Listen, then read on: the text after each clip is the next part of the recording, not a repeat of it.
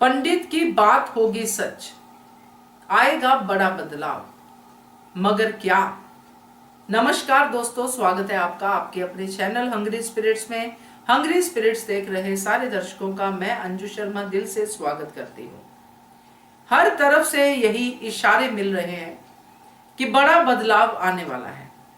Audience के तरीके से भी सोचे तो लीप दिख रही है, बड़ा बदलाव तो ये भी है, मगर ये बड़ा बदलाव इतना आसान नहीं है। ये कुछ और ही चीजें हमें समझा रहा है।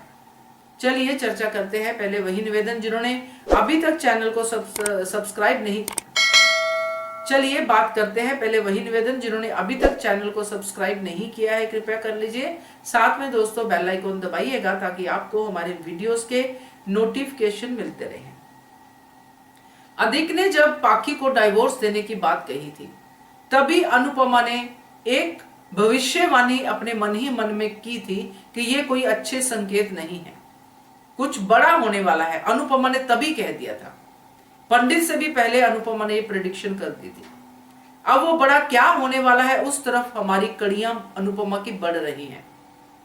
केंजल तोशु का आना, परी का जन्मदिन मनाना, परी के जन्मदिन पे अनुपमा का अपमान होना यानी कि लक्ष्मी का अपमान होना, और फिर केंजल का झूठ बोल के अनुपमा से मिलना, एक्सीडेंट होना, और एक्सीडेंट के बाद जो होगा वही होगा बड़ा बदलाव। क्योंकि एक तरफ मालती देवी और बरखा ने भी ठान लिया है कि अनुपमा को कहीं की भी नहीं रखेगी।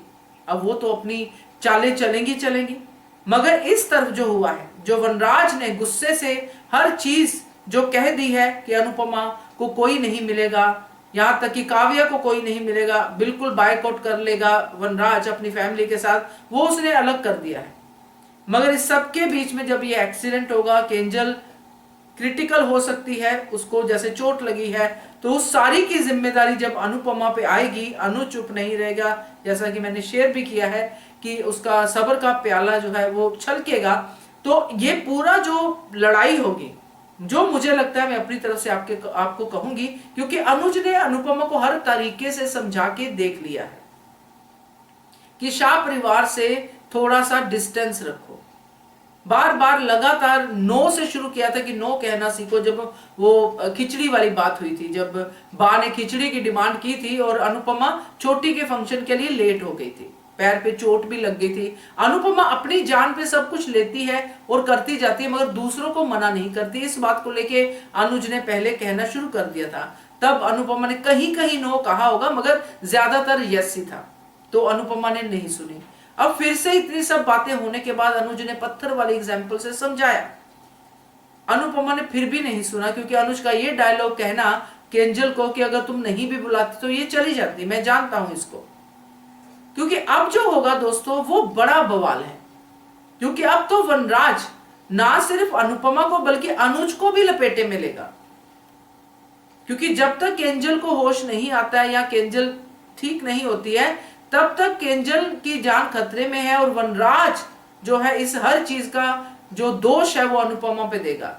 और ये भी कह सकता है कि मेरा बेटा तो आप लोगों ने छीना ही, यानी कि समर, वो तो अनुज की वजह से गया ही, अब मेरी बहू भी जाएगी अनुपमा की वजह से। इस लेवल तक गिर सकता है। और जब इसके लेवल से और भी ज्यादा गिरता नजर आएगा, क्योंकि गिरेगा, वनराज बहुत गिरेगा, क्योंकि ऑलरेडी गिर रहा है और भी गिरेगा, तब अनुज को, मैं जो सोचती हूं मेरे हिसाब से, अनुज को ये अनुपमा को कहना ही पड़ेगा कि आज तुम्हें डिसाइड करना है शाह परिवार या फिर हमारा, यानी कि अनुज। अगर अनुज चाहिए तो शाह परिवार से तुम्हें हर रिश्ता तोड़ना पड़ेगा। मुझे ऐसा कुछ बदलाव दिख रहा है, क्योंकि अनुपमा उस समय शायद रिश्ता तोड़ भी दे, बोल भी दे कि मैं अपने अनुज के साथ ही रहूंगी, अब मेरा आपसे कोई वास्ता नहीं है। बहुत ही ड्रामा होगा, बहुत ही इमोशंस होंगे, जो भी थोड़ा बहुत बचता था, जो उनके बीच में प्यार या जो भी एक होता ना, एक आपस में एक वाइब्स बचती थी, वो भी खत्म होती नजर आएंगी। मगर ये पूरी तरह से खत्म नहीं होंगी। अनुपमा क्योंकि धीरे से ठंडे दिमाग से बाद में सोचती है, हो सकता है बाद में उसको अनुज का ये फैसला ही अच्छा ना लगे कि आपने भी मुझे उसी कटघरे में खड़ा कर दिया। कि एक औरत को हमेशा कटघरे में क्यों खड़ा किया जाता है, क्यों उसको ऑप्शन दी जाती कि या ये चुनो या वो चुनो, क्यों नहीं वो सबके साथ मिलकर रह सकती।